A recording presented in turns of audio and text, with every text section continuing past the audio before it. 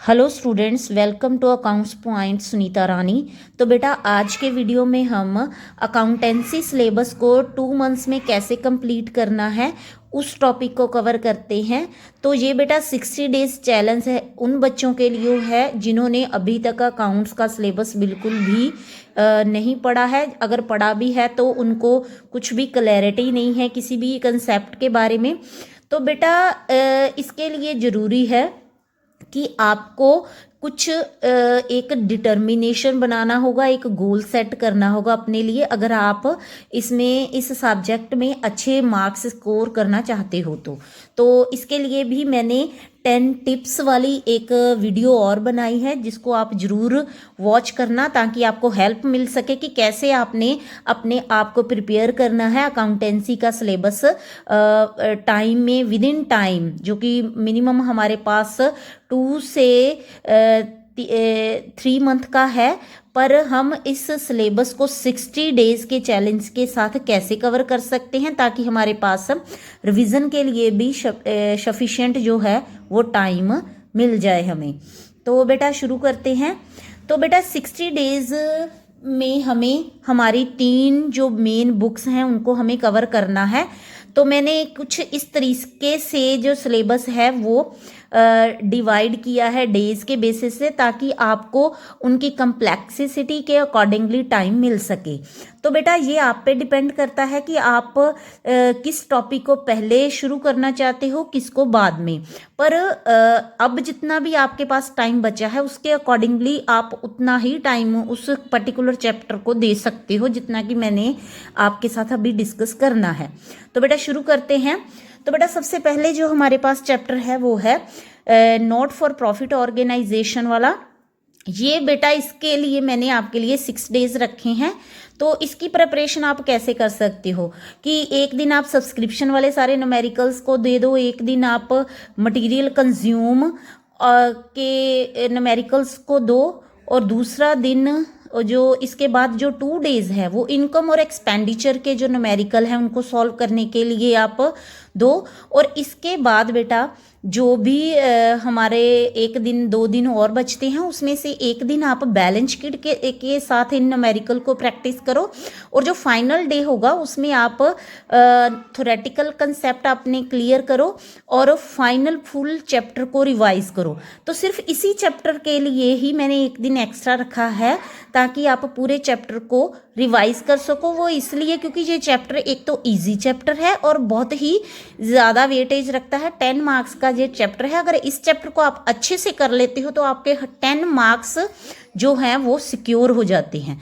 तो आपकी जो टेंशन है काफ़ी कम हो सकती है, क्योंकि 30 अगर मिनिमम आपने सिर्फ पासिंग मार्क्स लेने हैं तो 10 मार्क्स आपके लिए यहाँ पे सिक्योर हो जाते हैं अगर आप इनको इन दिनों में इतने डेज में प्रिपेयर कर लेते हो तो। इसके बाद बेटा पार्टनरशिप फॉर्म है हमारी। तो इसमें हमारे पास बेटा देखो हमारे पास यहाँ पे 6 चैप्टर्स हैं। तो इसमें सबसे पहले फंडामेंटल्स है। तो बेटा फंडामेंटल जो चैप्टर है वो हमारे लिए ये पूरी पार्टनरशिप को समझने के लिए बेस तैयार करता है। तो इसीलिए इस चैप्टर को मैंने 5 डेज दिए हैं।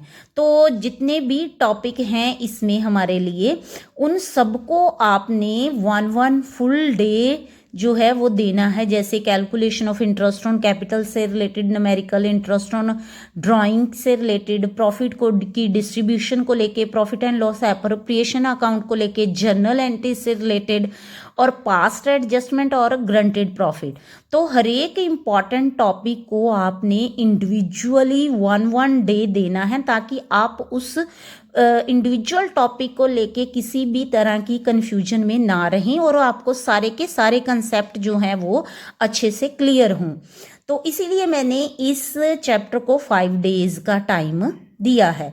तो बेटा जो दूसरा चैप्टर है हमारा change in profit sharing ratio, ये चैप्टर के लिए मैंने सिर्फ 3 डेज रखे हैं। वो इस बेसिस पे क्योंकि आपको इस चैप्टर के लिए जो बेस है वो अब मिल चुका है जो कि फंडामेंटल से आपने लिया है। तो इस चैप्टर के लिए आपको 1 डे रेशो की कैलकुलेशन को देना है और 1 डे जो कम्युलेटेड प्रॉफिट्स और लॉसेस की डिस्ट्रीब्यूशन से रिलेटेड टॉपिक है उसकी जर्नल एंट्री से रिलेटेड है उसको देना है। और जो लास्ट वाला डे है वो रिवैल्यूएशन अकाउंट और जो एडजस्टमेंट एंट्री हमने पास करनी है विदाउट रिवैल्यूएशन अकाउंट उसकी ट्रीटमेंट को समझना है और कैसे आपने revaluation account, partners capital account और बैलेंस शीट को तैयार करना है विद रिवैल्यूएशन अकाउंट और विदाउट रिवैल्यूएशन अकाउंट। ये लास्ट डे में आपने टॉपिक कवर करना है। तो इस चैप्टर के लिए बेटा आपके लिए इतने ही दिन सफिशिएंट है और इतने ही दिन आपको देने चाहिए। इससे ज़्यादा अगर आप टाइम दोगे तो आपका जो टाइम की मैनेजमेंट है वो प्रॉब्लम क्रिएट कर सकती है आपके लिए। तो बेटा इसके बाद हमारा मोस्ट इंपॉर्टेंट चैप्टर आता है एडमिशन ऑफ ए पार्टनर। तो ये चैप्टर क्योंकि आपके लिए बहुत ज़्यादा इंपॉर्टेंट है, ये काफ़ी ज़्यादा वेटेज रखता है 12 to 14 मार्क्स का आपके सिलेबस में। तो इसके लिए भी बेटा आपको 1 डे कैलकुलेशन पे और 1 डे जो है हमारी जो अकमुलेटेड प्रॉफिट्स और लॉसेस की डिस्ट्रीब्यूशन से रिलेटेड ट्रीटमेंट और उस क्योंकि ये जो ट्रीटमेंट्स हैं वो हमारी चेंज वाले चैप्टर्स में हमने की हुई हैं तो हमें इनके इस पे ज़्यादा स्ट्रेस नहीं देना पड़ेगा, ये अच्छे से समझ आ जाएंगी। और इसके बाद ट्रीटमेंट ऑफ गुडविल जो कि थोड़ी डिफरेंट होगी इसमें, उसको हमें टाइम देना है 1 दिन के लिए और 1 दिन के लिए बेटा हमें रिवैल्यूएशन और जर्नल एंट्रीज को देना है ताकि हमें क्लियर हो सके कि what is the difference between accounting treatment of change in profit sharing ratio और एडमिशन ऑफ ए पार्टनर। तो इन डिफरेंसेस को अच्छे से समझने के लिए, क्योंकि इसमें से काफ़ी सारे टॉपिक हमने जो change in profit sharing ratio में किए हुए हैं वो सेम ही हैं एडमिशन और रिटायरमेंट वाले चैप्टर के लिए, जैसे कि ट्रीटमेंट ऑफ अकमुलेटेड प्रॉफिट और लॉसेस, रिवैल्यूएशन अकाउंट और उससे रिलेटेड जर्नल एंट्रीज। पर जो भी डिफरेंसेस हैं वो आपको क्लियर जरूर होने चाहिए और इसके लिए आप हर एक टॉपिक को 1 डे दो। पर जो सबसे ज़्यादा हमें टाइम इस चैप्टर में देना है जिस टॉपिक को, वो है फुल फ्लेज न्यूमेरिकल, जिसमें कि हमें रिवैल्यूएशन अकाउंट बनाना है, पार्टनर्स कैपिटल अकाउंट बनानी है और बैलेंस शीट प्रिपेयर करनी है।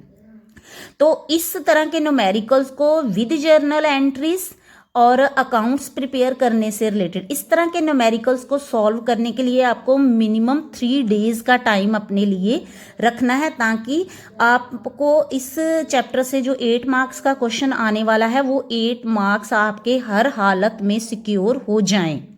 समझ लग गई?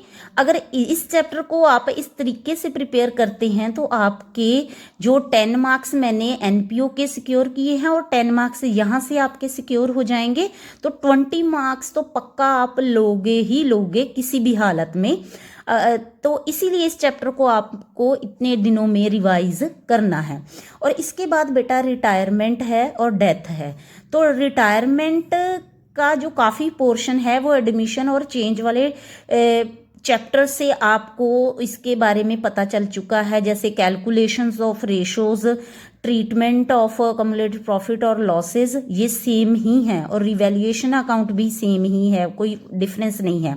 हाँ, जहाँ पे आपको ट्रीटमेंट ऑफ गुडविल है वो टॉपिक थोड़ा सा अलग है, उसको आपको समझना है।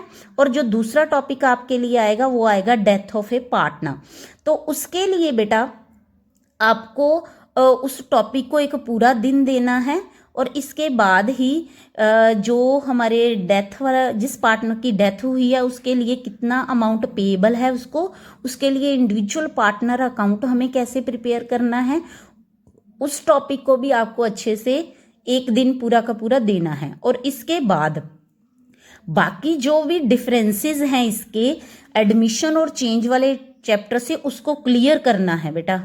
और इसके बाद इससे रिलेटेड जो न्यूमेरिकल है रिवैल्यूएशन अकाउंट, कैपिटल अकाउंट और बैलेंस शीट, उसको भी आपको थोड़ा सा टाइम देना है, क्योंकि मोस्टली जो ट्रीटमेंट्स हैं वो आपकी एडमिशन वाले चैप्टर से रिलेटेड ही हैं।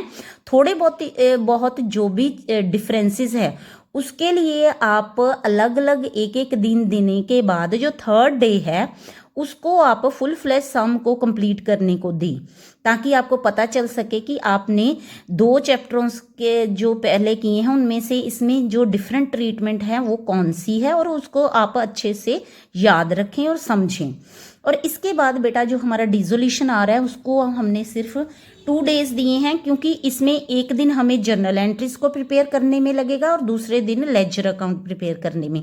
तो क्योंकि हमें काफ़ी कुछ इसके बेस से मिल चुका है, पार्टनरशिप के बेस से, तो इस चैप्टर को समझने में हमें ज़्यादा दिक्कत नहीं होगी। तो इस तरह पूरी पार्टनरशिप के लिए मैंने आपको 20 डेज दिए हैं और इनको कैसे डिस्ट्रीब्यूट किया है ये अब आपको समझ आ। तो बेटा नेक्स्ट जो टॉपिक है वो है फाइनेंशियल स्टेटमेंट एनालिसिस। तो ये जो हमारी बुक है बेटा, इसको हमने पूरी बुक को 10 डेज में कवर करना है। तो आप कहोगे कि ये 20 मार्क्स की बुक है तो आपने इसके लिए 10 डेज क्यों रखे हैं, क्योंकि ये सबसे आसान बुक है और सबसे आसान टॉपिक इसमें कवर हो रहे हैं। तो इसमें जो फर्स्ट चैप्टर है हमारा फाइनेंशियल स्टेटमेंट, उसको हम, ये थ्योरेटिकल पार्ट है और इसको हमें एक दिन में ख़त्म करना है, किसी भी हालत में हमें इसको एक दिन में ख़त्म करना है। और दूसरा जो है एनालिसिस से रिलेटेड थ्योरेटिकल पार्ट, वो भी हमें फर्स्ट डे में ही कंप्लीट कर लेना है। और इसके बाद जो हमारे टूल्स ऑफ एनालिसिस है उसमें सबसे पहले कंपैरेटिव और कॉमन साइज स्टेटमेंट्स आती हैं। तो इसको बेटा हमें जो है वो 2 दिन में ख़त्म करना है, एक दिन कंपैरेटिव स्टेटमेंट्स और एक दिन कॉमन साइज स्टेटमेंट के न्यूमेरिकल सॉल्व करके। और इसके बाद हमारे पास आता है रेशो एनालिसिस। तो हमारे पास टोटल 4 टाइप्स ऑफ रेशोज़ हैं, तो हमें एक दिन में 2 टाइप ऑफ रेशोज़ को कवर करना है, उसके न्यूमेरिकल सॉल्व करने हैं। तो इस बेसिस पे टोटल 2 दिन हम इस चैप्टर को देंगे। ज़्यादा टाइम हम इसको नहीं दे रहे हैं, क्योंकि इसका जो वेटेज है वो काफ़ी कम है, 4 to 5 और मैक्सिमम 6 मार्क्स, इससे ज़्यादा नहीं हो सकता। पर 4 मार्क्स तो है ही इस चैप्टर में से, तो उतना ही हम टाइम भी इस पे स्पेंड करेंगे। और बेटा जो लास्ट और मोस्ट इम्पॉर्टेंट चैप्टर है इस बुक का वो है कैश फ्लो स्टेटमेंट। तो ये क्योंकि 100% सिक्योर मार्किंग है इस चैप्टर में से, जैसे कि 8 मार्क्स का तो पेपर इसमें से आना ही आना है, तो इसीलिए हमें इस चैप्टर को एक जो दिन है हमें इसके थ्योरेटिकल कंसेप्ट्स को क्लियर करने के लिए, और इंडिविजुअली एक एक दिन हमें ऑपरेटिंग एक्टिविटीज़ को और इन्वेस्टिंग एक्टिविटीज़ को और फाइनेंसिंग एक्टिविटीज़ को देना है, ताकि हमें क्लैरिटी हो सके ईच एक्टिविटीज़ में कौन कौन सी आइटम्स हमें ऐड करनी है, कौन सी माइनस करनी है और उनकी ट्रीटमेंट कैसे करनी है, ये क्लियर हो सके। और 2 दिन हमें full fledge cash flow statement के न्यूमेरिकल्स को देने हैं, और टोटल 5 डेज में हमें इस चैप्टर को ख़त्म करना है। तो बेटा टोटल 10 डेज में हमें ये बुक कवर करनी ही करनी है। और इसके बाद आता है कंपनीज अकाउंट। तो बेटा कंपनीज अकाउंट के लिए मैंने 14 डेज का टाइम रखा है, जिसमें आप 10 डेज में शेयर कैपिटल को और 4 डेज में डिबेंचर्स को कवर करोगे। तो जो शेयर कैपिटल के बेटा छोटे बेसिक ट्रीटमेंट्स हैं, अकाउंटिंग ट्रीटमेंट्स हैं, जैसे issue of shares at par, issue of shares at premium, और फोरफीचर ऑफ शेयर्स और reissue of shares, under और ओवर सब्सक्रिप्शन, और how to show in the balance sheet. इस तरह के जो जितने भी इंडिविजुअल टॉपिक हैं उनको हम एक दिन में, अगर आपसे हो रहा है तो एक दिन में करो, और अगर 2 टॉपिक एक दिन में कवर हो रहे हैं तो आप उतने दिन में करो। मतलब जितने भी छोटे टॉपिक्स हैं उनको हमें इस तरीके से प्रिपेयर करना है ताकि हम 5 डेज में इन सभी टॉपिक्स को कवर कर सकें, और एट द एंड 5 डेज हमारे पास बच जाएं, ताकि हम फुल फ्लेज न्यूमेरिकल जो है, जो कि 8 मार्क्स का हमें हमारे अकाउंटेंसी के पेपर में आना है, उस पे हम 5 डेज स्पेंड कर सकें। तो 5 डेज मैंने क्यों रखे हैं 8 मार्क्स के क्वेश्चन के लिए, ताकि आप 100% श्योर हो सको उस न्यूमेरिकल को सॉल्व करने में, ताकि आपका जो 30 मार्क्स हैं सिर्फ 3 चैप्टर्स में से जो हैं वो निकल आए, 100% आप अपने पास होने की गारंटी कर पाओ। इसीलिए मैंने इन डेज को जो है डिस्ट्रीब्यूट किया है। इस चैप्टर को अगर आप अच्छे से कर लेते हो तो आपको पास होने से कोई नहीं रोक सकता है, और अगर आप सारे टाइम टेबल को अच्छे से फॉलो करते हो तो आप 90+ मार्क्स आसानी से ले सकते हो। तो बेटा इसके बाद 14 डेज यहाँ पे स्पेंड करने के बाद आपके लिए अभी आपके पास अभी भी 10 डेज जो है वो रिमेनिंग बच रहे हैं रिवीजन के लिए। तो इस 10 डेज को आप कैसे यूज़ कर सकते हो ये अब आप पे डिपेंड करता है, क्योंकि इतने अपने 50 डेज स्पेंड करने के बाद अब आपको अपने बारे में बिल्कुल आइडिया हो गया होगा कि आप किस जगह पे वीक हो और किस जगह पे स्ट्रांग हो। तो पहले के 2 दिन जो हैं वो आप इस तरीके से यूज़ करें कि जो आपकी वीक टॉपिक्स हैं आप उनको कवर करने की कोशिश करें, उनको दोबारा टाइम दें, और उसके बाद 2 दिन के बाद आप अपने टीचर की हेल्प से या अपने किसी फैमिली मेम्बर की हेल्प से अपनी बुक में से टेस्ट दें। 3 दिन लगातार 3 दिन अपनी बुक में से टेस्ट दें उनको और अपने आप को जज करें। और इसके बाद जो लास्ट वाले 5 डेज हैं उसमें आप मिनिमम 2 सैम्पल पेपर डेली के सॉल्व करें। तो बेटा आई एम श्योर कि आप 100 आउट ऑफ 100 बहुत ही आसानी से ले सकते हैं। और ये जो टाइम टेबल है ये उन बच्चों के लिए भी है जिन्होंने अभी तक अकाउंट्स को बिल्कुल भी छुआ नहीं है, पर फिर भी वो अब अगर कॉन्फिडेंस के साथ इस टाइम टेबल को फॉलो करते हैं तो वो बहुत ही आसानी से अच्छे मार्क्स सिक्योर कर सकते हैं। तो स्टूडेंट आई होप कि आपके लिए आज का वीडियो हेल्पफुल होगा। God bless you, be happy.